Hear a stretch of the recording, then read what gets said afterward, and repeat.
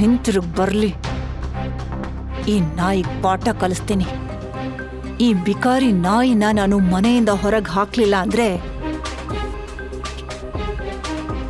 ನನ್ನ ಹೆಸರು ಶರ್ಮಿಳಾನೇ ಅಲ್ಲ. ತನ್ನನ್ನ ಒದ್ದು ಓಡಿಸೋಕೆ ಕಾದಿರೋ ತನ್ನ ಅತ್ತೆಯನ್ನ ಸಾಮ್ರಾಟ್ ಹೇಗೆ ಎದುರಿಸ್ತಾನೆ? ಅವನು ತನ್ನ ಅತ್ತೆಯಿಂದ ತಪ್ಪಿಸ್ಕೊಂಡ. ಮುಂದೆ ಏನಾಯ್ತು? ಅಂದು ರಾತ್ರಿ ಸಾಮ್ರಾಟ್ ಬೆಂಗಳೂರಿನ ಅತಿ ದೊಡ್ಡ ಹೋಟೆಲ್ ಸಫೈರ್ಗೆ ಬಂದ. ಆದ್ರೆ ಲೋ ಕ್ಲಾಸ್ ನಿಲ್ಲೋ. ಅಡ್ರೆಸ್ ತಪ್ಪ ಬಂದಿದ್ಯಾ? ನಿನ್ನೆಲ್ಲ ಯಾರು ಒಳಗ್ ಬಿಟ್ರು? ಹೋಗೋ ಹೊರಗೆ. ಮೊದಲು ನಾನು ಹೇಳೋದನ್ನ ಸರಿಯಾಗಿ ಕೇಳಿಸ್ಕೊಳ್ಳಿ. ಈ ಹೋಟೆಲ್ ಅಕ್ರಮ್ ಸರ್ನ ಮೀಟ್ ಆಗೋದಕ್ಕಂತ ಬಂದಿದ್ದೀನಿ. ದಯವಿಟ್ಟು ಒಳಗ್ ಬಿಡಿ ನನ್ನ. ಸಾಮ್ರಾಟ್ ಹಾಕಿದ್ದ ಹಳೆ ಶರ್ಟ್, ಕಿತ್ತೋಗಿರೋ ಚಪ್ಪಲ್ ಎಲ್ಲವನ್ನ ಮೇಲಿಂದ ಕೆಳಗೆ ನೋಡಿದ ಸೆಕ್ಯೂರಿಟಿ. ನೀನು ಅಕ್ರಮ್ ಸರ್ನ ಮೀಟ್ ಆಗೋಕ್ ಬಂದಿದ್ಯಾ? ನಿನಗೆ ಬಾತ್ರೂಮ್ ತೊಳೆಯೋಕೆ ಯೋಗ್ಯತೆ ಇಲ್ಲ.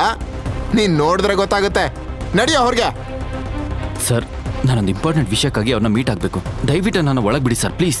ಅವನು ಮಾತಾಡ್ತಿದ್ರೆ ಅದನ್ನ ಸಹಿಸೋಕಾಗದೆ ಸಾಮ್ರಾಟ್ ಒಳಗೆ ಹೋಗಿ ಟ್ರೈ ಮಾಡಿದಾಗ ಏನ್ ಮಾಡ್ತಾ ಇದ್ದೀರಾ? ಗಾರ್ಡ್ಸ್ ಅವನನ್ನ ಒದ್ದು ಹಾಕೋಕೆ ನೋಡ್ತಿದ್ದಾಗ ಸಾಮ್ರಾಟ್ನ ಎಕ್ಸ್ ಗರ್ಲ್ ಫ್ರೆಂಡ್ ವೈಭವಿ ಹಾಗೂ ಅವಳ ನ್ಯೂ ಬಾಯ್ ಫ್ರೆಂಡ್ ಜಗನ್ ಬಂದ್ರು.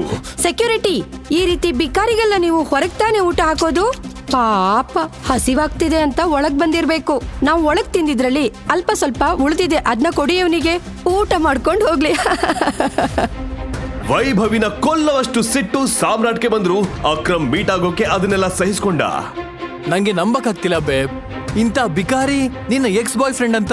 ಜಗನ್ ಆಡಿದ ಮಾತು ಸಾಮ್ರಾಟ್ ಮನ್ಸಲ್ಲಿ ಜ್ವಾಲಾಮುಖಿ ಸ್ಫೋಟವಾಗುವಂತೆ ಮಾಡಿತು.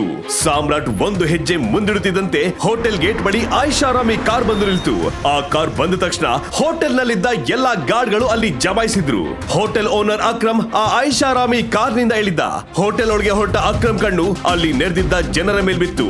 ಅದರ ಬಗ್ಗೆ ಸೆಕ್ಯೂರಿಟಿ ಹತ್ರ ಕೇಳಿದಾಗ, ಮರ್ಯಾದೆಯಿಂದ ಹೇಳ್ತಿದ್ದೀನಿ, ಹೊರಟೋಗೋ. ಏನದು ಗಲಾಟೆ? ಸರ್, ನಿಮ್ಮನ್ನ ಮೀಟ್ ಆಗ್ಬೇಕಂತ ನನಗೆ ಕ್ಲಿಯರ್ ಮಾಡ್ತೀನಿ ಸರ್. ನಾನು ಎಷ್ಟು ಸಲ ಹೇಳಿದ್ದೀನಿ, ಈ ರೀತಿ ನನ್ನ ಹೆಸರು ಹೇಳ್ಕೊಂಡು ಬರೋರ್ನೆಲ್ಲ ಒಳಗ್ ಬಿಡ್ತೀರಾ? ಹಿಡಿದು ಹೊರಗಾಕಿ. ಅಣ್ಣ ಅಣ್ಣ, ನನ್ನ ಬಿಡಿ ಅಣ್ಣ. ಅಕ್ರಮ್ ಮಾತನ್ನ ಕೇಳಿ ಆ ಸೆಕ್ಯೂರಿಟಿ ಗಾರ್ಡ್ಸ್ ಸಾಮ್ರಾಟ್ ಅನ್ನ ಹೇಳ್ಕೊಂಡು ಹೋಗ್ತಿದ್ರೆ ಅಕ್ರಮ್ ಕಣ್ಣು ಸಾಮ್ರಾಟ್ ಕೈಯಲ್ಲಿದ್ದ ಉಂಗುರದ ಮೇಲೆ ಬಿತ್ತು. ಟೈಗರ್, ಸೆಕ್ಯೂರಿಟಿ ಸೆಕ್ಯೂರಿಟಿ, ಕೈ ತೆಗ್ರಿ ಅವ್ರ ಮೇಲಿಂದ. ಟೈಗರ್, ನನ್ನ ಕ್ಷಮಿಸ್ಬಿಡಿ. ಅದಾದ್ಮೇಲೆ ಅಲ್ಲಿ ನಡೆದ ಇನ್ಸಿಡೆಂಟ್ ಅಲ್ಲಿದ್ದ ಎಲ್ಲರನ್ನ ಬೆಚ್ಚಿ ಬೀಳಿಸ್ತು. ಉಂಗುರವನ್ನ ನೋಡಿ ಸಾಮ್ರಾಟ್ ಮುಂದೆ ಮಂಡಿಯೂರಿ ಕೂತ ಕೋಟ್ಯಾಧಿಪತಿ ಅಕ್ರಮ್. ಟೈಗರ್, ನೀವಾ?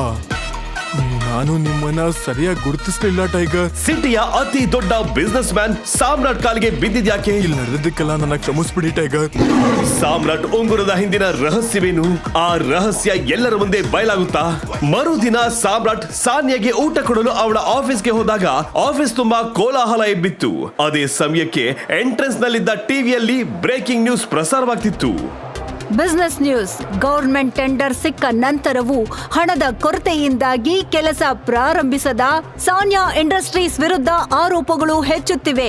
1 ಅಥವಾ 2 ದಿನಗಳಲ್ಲಿ ಕೆಲಸ ಪ್ರಾರಂಭಿಸದಿದ್ದರೆ ಕಂಪನಿ ದಿವಾಳಿಯಾಗಬಹುದು ಅಂತ ಕಂಪನಿಗೆ ಇನ್ವೆಸ್ಟ್ ಮಾಡಿದ ಇನ್ವೆಸ್ಟರ್ಸ್ ಕಂಪನಿ ಮೇಲೆ ಪ್ರೆಷರ್ ಹಾಕುತ್ತಿದ್ದಾರೆ. Guys, the numbers doesn't look good. ಈ ರೀತಿ ಹೋದ್ರೆ ಕಂಪನಿ ದಿವಾಳಿ ಆಗುತ್ತೆ. ನಮ್ಮ ಹತ್ರ ಅಷ್ಟೊಂದು ಟೈಮ್ ಇಲ್ಲ. We are in big danger. ಹೇಗಾದ್ರೂ ಎಸ್ಕೆ ಇಂಡಸ್ಟ್ರೀಸ್ ನ ಕಾಪಾಡಬೇಕು ಗೈಸ್.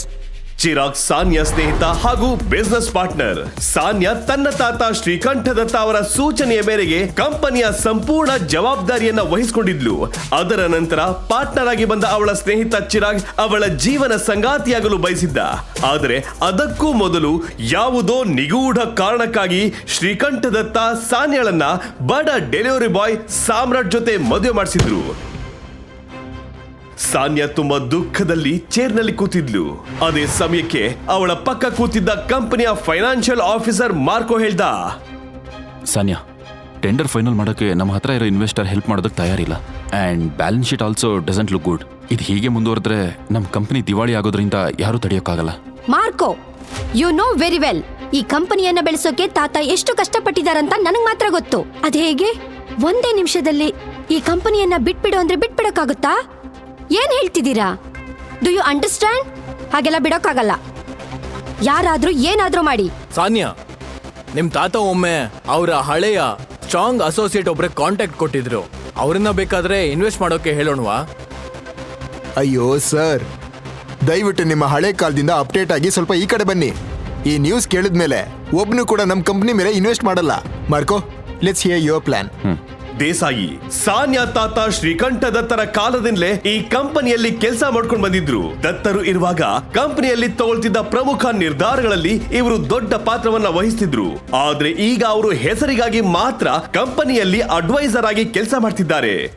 ಈಗ ನೀವು ಪಾಕೆಟ್ ಎಫ್ಎಂ ನಲ್ಲಿರೋ ಎಲ್ಲಾ ಶೋಗಳನ್ನ ಈಸಿಯಾಗಿ ಕೇಳಬಹುದು. ಈಗಲೇ ಡೌನ್ಲೋಡ್ ಮಾಡಿ ಪಾಕೆಟ್ ಎಫ್ಎಂ ಮತ್ತು ಕೇಳಿ ದೇಶ ವಿದೇಶದಲ್ಲಿ ಫೇಮಸ್ ಆಗಿರೋ ಟೈಗರ್ ರಿಟರ್ನ್ಸ್ ಅನ್ನೋ ಮೈ ನವಿರೇಳಿಸೋ ಕಥೆಯನ್ನ.